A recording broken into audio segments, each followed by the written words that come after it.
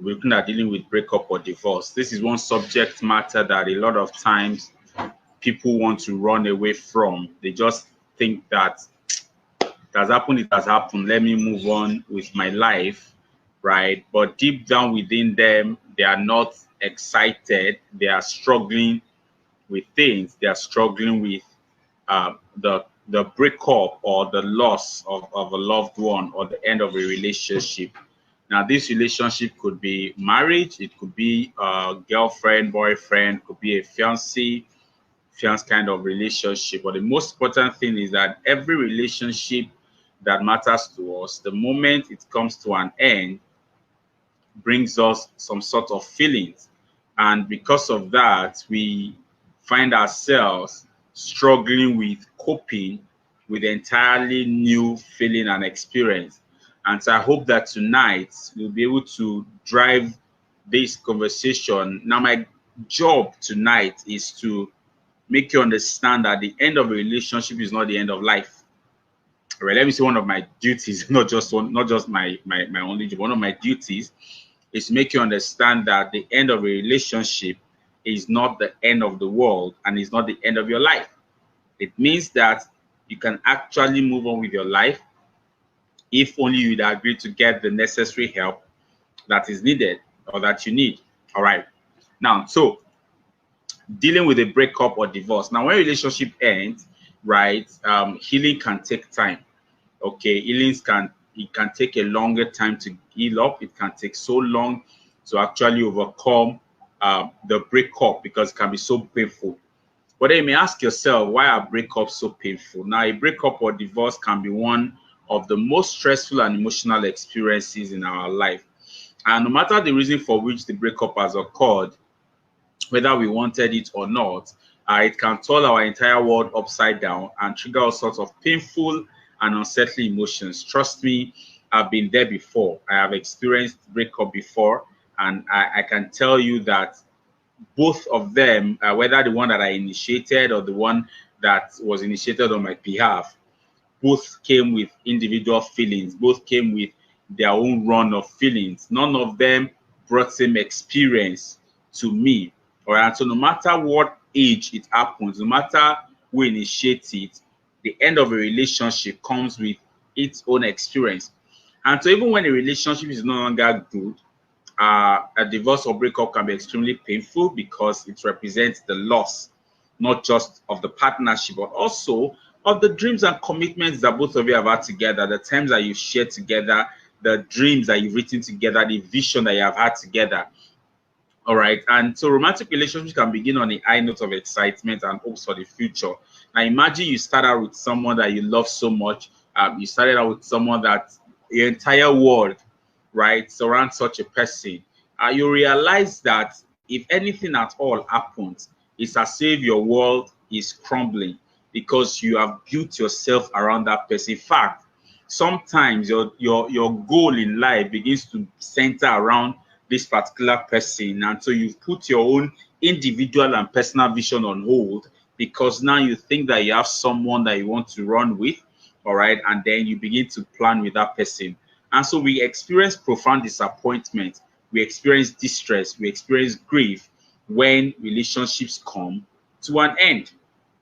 And a breakup or divorce can launch us into uncharted territory. Nobody ever plans to break up, right? Nobody ever plans the experience, let me put it that way, the experience that comes with the end of a relationship, be it a breakup or divorce. Nobody ever plans how he or she is going to react to it. And so everything is disrupted, your routine, your responsibilities. I remember one of the breakups that I had because I was used to, and I wake up every morning, the first thing that I did then was to call the lady and they would speak on phone and pray.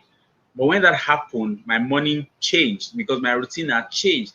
And I couldn't imagine that I would wake up every morning and the person that I thought I'll be able to call was no longer there.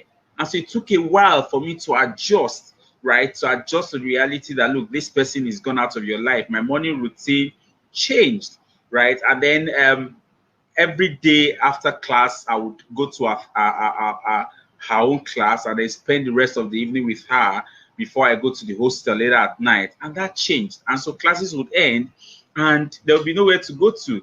You know, I didn't like going back to the hostel early in the day, so I would wait at the school area. So my point basically is everything around you changes. Your routine, your responsibilities, your home for those who are married, the relations with extended family and friends, and even your identity changes. And everyone will say, is this person? And they find it difficult to say, well, we are no more, because each time they ask, you just feel like, hey guys, just leave me and let me just be on my own. No, I don't want to talk about this.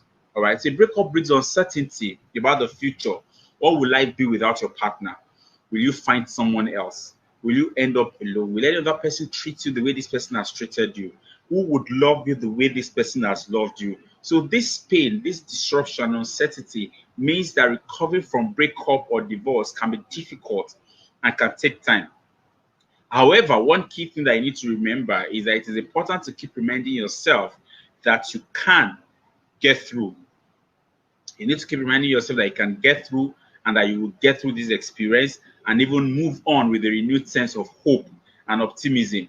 The moment you can continually remind yourself of that, that you will get on with life with a renewed hope, with a renewed sense of, how do I put it now? Renewed sense of hope and optimism. Once you have that in mind, that is one key that will keep you going.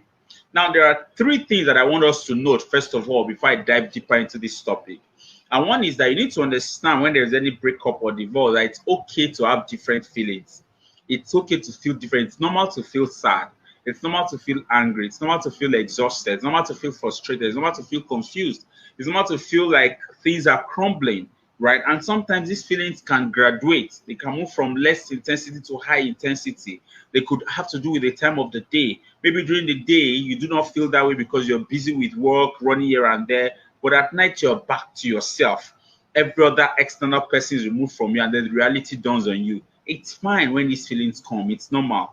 You may feel anxious about the future. Is there really a future for me? Is this how my life is going to be? Hey, hold on. That's fine. It's okay to have that feeling. Accept these reactions.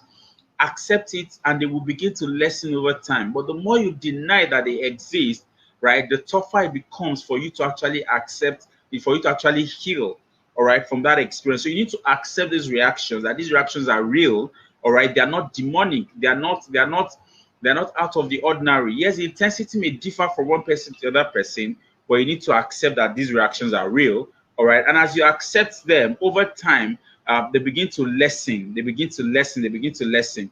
And even if your relationship was unhealthy, all right, if your relationship was unhealthy, venturing into the unknown can be frightening as well. So accept that these feelings are there, accept that these feelings are real, and understand that with time, these feelings should be gone. But you cannot afford to deny them. You cannot afford to deny them. One of the things that acceptance and commitment therapy, which is a course I just launched, teaches us is that we need to accept that the things that we're experiencing are real and are true. You cannot deny them. So when you accept these experiences, you are able to make changes that you really want to experience. You're able to make that step, take that step, or go on that journey for you to experience the change I really want. The next thing that I want you to hold on one hand is to give yourself a break. Give yourself the permission to feel and to function at a less optimal level than you would before.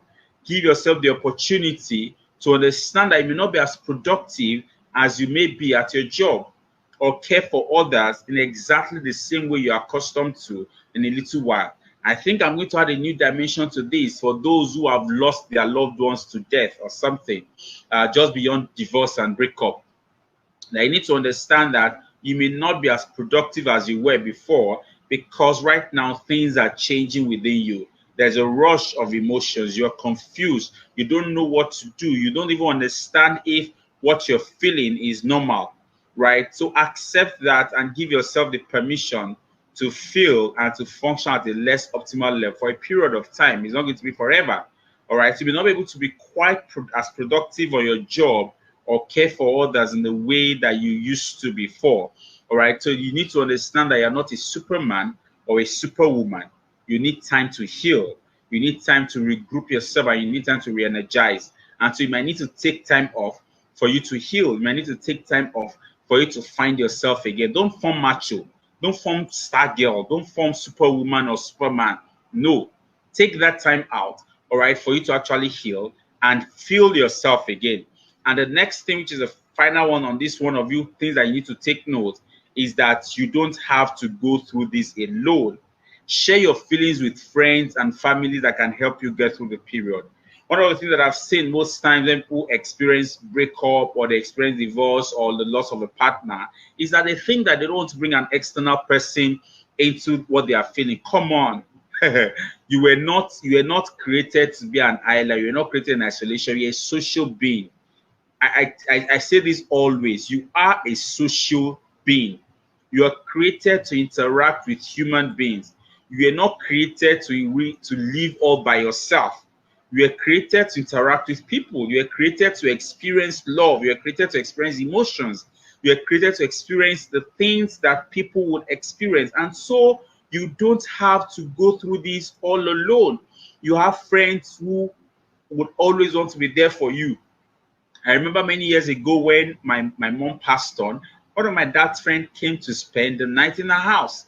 He would go, and then every night he would come for, I think, a week or thereabout and spend that time with us. And so you need to understand that no matter the kind of loss that it is, you need to share with people. Consider joining a support group. There's anyone where you can talk to others in similar conditions or similar situations. This group might be in your church. You might talk to friends who know about them at work. I mean, could even be your community. The most important thing is the fact that you're able to share what you're going through with others allows you to, I'm looking for the right word to use, allows you to shed some of your burden, allows you to take off some of the burden that you're feeling, some of the emotional weight that you're carrying. Because isolating yourself can raise your stress levels. It can reduce your concentration and get in the way of your work and other relationships and your overall health. All right. If you stay in isolation, it can increase your stress levels. It can affect your overall health. And so you need to understand that you need to get out if you need the help. Talk to people who can help you. Talk to friends and family members who can help you. So let's get down to business quickly. What are some of the tips that I have for you today when these things happen? Number one major tip is allow yourself to grieve the loss of the relationship. Like I said, allow yourself to grieve. Don't form macho. If you want to cry, cry. Grief is a natural reaction to loss, and the breakup or divorce of a love relationship is multiple, right? It involves multiple losses. Three losses that are involved when you lose your relationship or a divorce. One, there's the loss of companionship and shared experience. That is a different thing when you know that this person is no more. It's tough for when you know that this person is somewhere, right? Probably the person is already with someone else. And so there's a loss of companionship and shared experience, which may or may not have been consistently pleasurable, but it's still there, right? If you're married, you have shared your bed with this person for quite some time.